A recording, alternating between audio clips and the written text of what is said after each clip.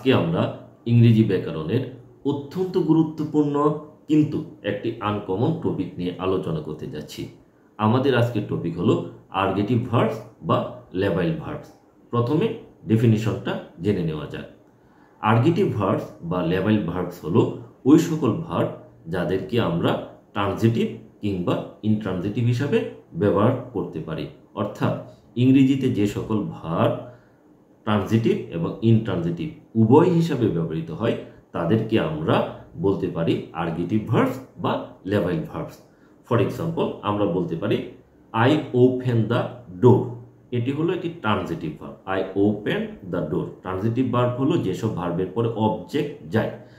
তাহলে মজার ব্যাপার হলো আর্গেটিভ ভার্ব হিসাবে যখন আমরা ভার্বগুলো ব্যবহার করব তখন এরা যখন ট্রানজিটিভ ভার্ব হিসাবে ব্যবহৃত হবে, ওই ট্রানজিটিভ ভার্বের অবজেক্টটা ওপেন দ্য ডোর অর্থাৎ ডোর, ওটা ইনট্রানজিটিভ হিসাবে ব্যবহৃত হলে সাবজেক্ট হিসাবে ব্যবহৃত হয়ে যাবে।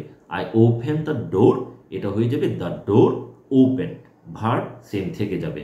I open the door open. I closed the door closed. মনে রাখা দরকার যে এগুলো ভার্বকে পেসিভাইজ করার দরকার নেই। We don't need to passivise them further.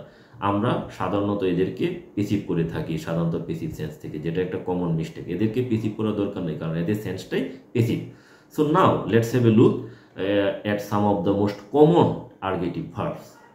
Begin, break, change, close, crack, drop, dry, catch, fire, simmer, thicken, balance, find, finish, grow, improve, increase, move, open, play, ring, rest, rock, spin, shake, start, stop, tear, turn, bake, boil, cheer, drown, stand, steady, swing, cook, defrost, freeze, melt, roast, bake, burn, fade, fur, polish, wash, dry, fly, reverse, run, sail, start, stop, widen, split, stain, mark, diminish.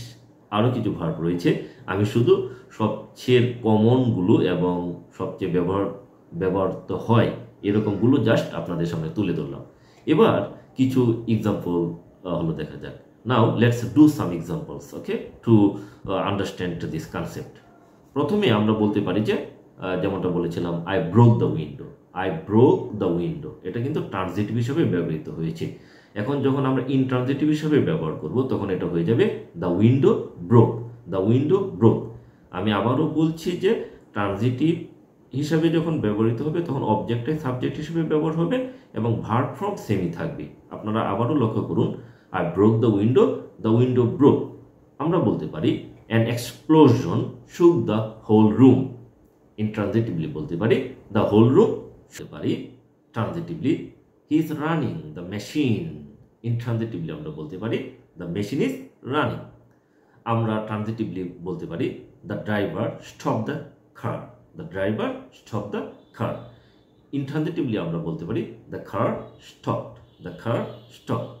Transitively আমরা বলতে পারি I'm cooking the rice. Intransitively আমরা বলতে পারি the rice is cooking. The rice is cooking. আমরা বলতে পারি I rang the bell. Intransitively আমরা বলতে পারি the bell rang. আমরা transitively বলতে পারি I boiled some water. Intransitively আমরা বলতে পারি the water boiled. আমরা transitively বলতে পারি he crushed the car into a tree. আমরা ইনট্রানজিটিভলি বলতে পারি the car crushed into a tree. তাহলে উপরের আলোচনা থেকে আমরা যা বুঝলাম যে লেবাইল ভার্ব বা আর্গেটিভ ভার্বস আর those verbs that we can use both transitively and intransitively.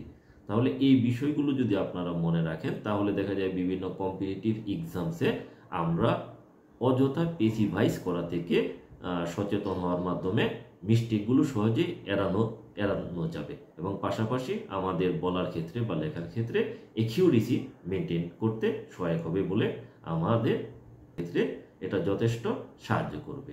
আপনারা সবাই ভালো থাকবেন।